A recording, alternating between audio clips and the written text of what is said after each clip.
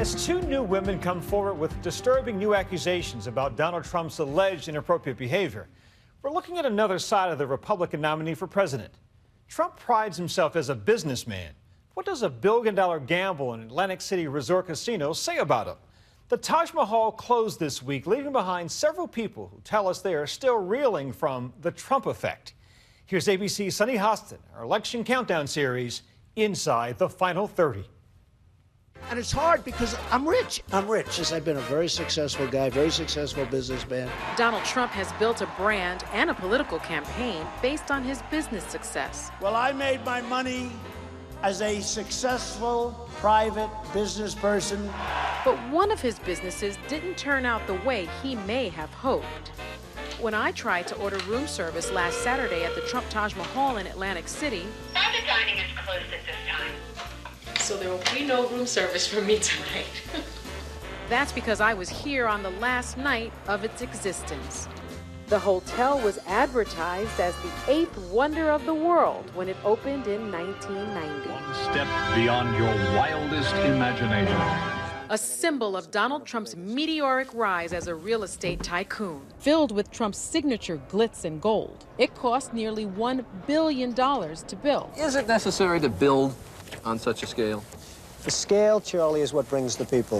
The opulence, the size, the everything is what really is going to make the Taj Mahal, I think, the most successful hotel anywhere in the world.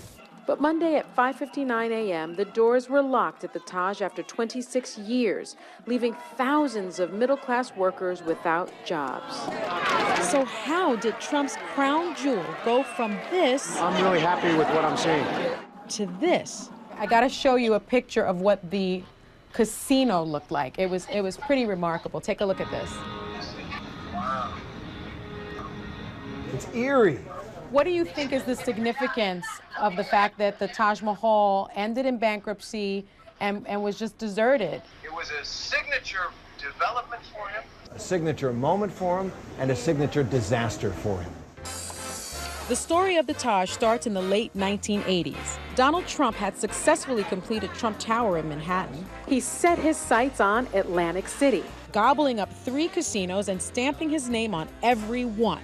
The Trump Plaza, Trump Castle, and the grandest of them all, the Trump Taj Mahal, which he got for a song after the original owner couldn't complete construction. He threw a grand opening as lavish as the hotel itself, the whole spectacle captured for Robin Leach, journalist to the stars. The guest of honor, Michael Jackson. 75,000 fans nearly swept away supermodel Elle Macpherson, but they didn't stop the casino take topping $2 million for the day.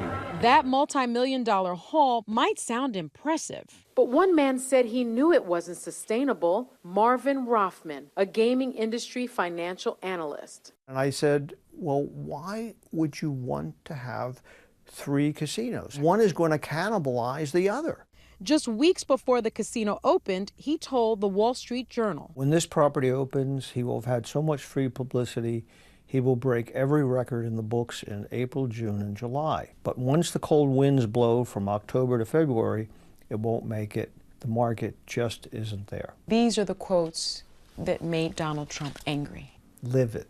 What came next made headlines. Nightline covered Rothman's story. You apparently saw things with some clarity, yes, at least as far as the Taj Mahal was concerned, and yet when you spoke out on that, you got canned. Donald Trump was so upset with Rothman's grim prediction for the Taj Mahal that he is said to have called up his boss and said either make Rothman apologize publicly or fire him. They fired me on the spot. Rothman says what really worried him about the Taj Mahal was how he says Donald Trump had financed it with an extremely high interest loan. The Taj would have to make close to $1.3 million a day to break even. No casino in the world ever had that kind of number.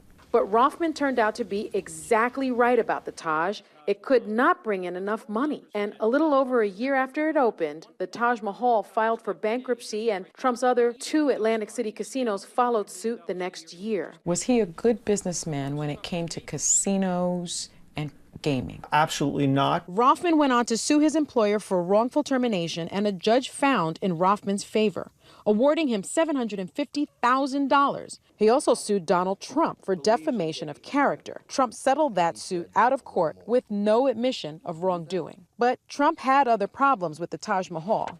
It was the toughest construction job I've ever had. Toughest construction job most people have ever seen.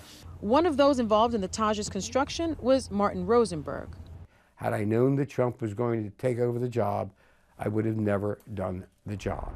He says the Taj job nearly cost him his company, which was contracted to provide glass, mirrors, and doors. He promised if we did a good job, we would get paid. He says Trump owed him over $1 million, and he wasn't alone. Rosenberg says Trump didn't honor the contracts of over 100 contractors who helped complete the Taj Mahal. The man didn't pay us because he didn't have the money, bottom line. It's Marjorie McAfee with ABC News. I wondered if you might consider doing an interview with me. Getting other people like Rosenberg to talk to my producer for this story was extraordinarily difficult. I sent him an email to confirm, date and time for this past weekend, and he literally vanished. But Rosenberg would speak because he's already gone head-to-head with Donald Trump. You took on Donald Trump. Somebody had to do it. Rosenberg and 6 other of the contractors banded together on behalf of the entire group and forced a meeting with Trump. I had a telephone call from Mr. Trump's personal attorney. I said, we want to get paid. He says, well, how can I stop this meeting? I said, it's relatively simple. Give me a check. After several rounds of negotiations, Rosenberg says he and the other contractors settled with Trump for less than what they were owed, with devastating results. Some went bankrupt. Some lost their businesses. We survived because we were very busy in Atlantic City. This summer, Rosenberg shared his experiences of working for Trump at a Hillary Clinton campaign event. I am here today to help ensure that this sort of manipulation of people by Trump will not continue on a national stage. So people may say that Hillary Clinton paid you to tell this story. Inaccurate. I was never offered anything, nor would I have taken anything. Trump sold his interest in the Taj Mahal in 2009, and his friend and supporter Carl Icahn eventually took it on in 2016. In an emailed statement to Nightline about the Taj Mahal closure, his campaign spokesperson said, Mr. Trump has not been involved for many years and has been given great credit for his timing. He told Bloomberg News in 2014 that getting out of Atlantic City was just good business. Atlantic City it's a very sad situation, just too much competition. What he left behind when he left were loyal employees, many of whom started at the Taj 26 years ago, day oneers, like Charles Baker. So about 85% of us have been here since day one. The union for the casino workers clashed with Carl Icahn over things like health benefits and paid lunch breaks. I can't give back anymore. I have nothing else to give. You've taken everything from me that I've ever worked for. Negotiations between the union and Icahn failed, so these Taj employees went on strike this summer, prompting Icahn to close the Taj for good. On his website this week, Carl Icahn posted this statement about the closure of the Taj Mahal, saying in part, like many of the employees at the Taj Mahal, I wish things had turned out differently. For Charles Baker, there's no question about how he will vote in November. I will not vote for Donald Trump. It's not my choice.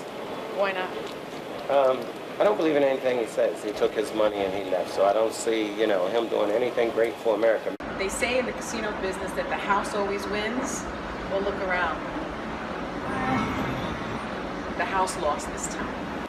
For Nightline, I'm Sunny Hostin in Atlantic City. And you can watch the final presidential debate Wednesday, October 19th, right here on ABC at 9 p.m. Eastern.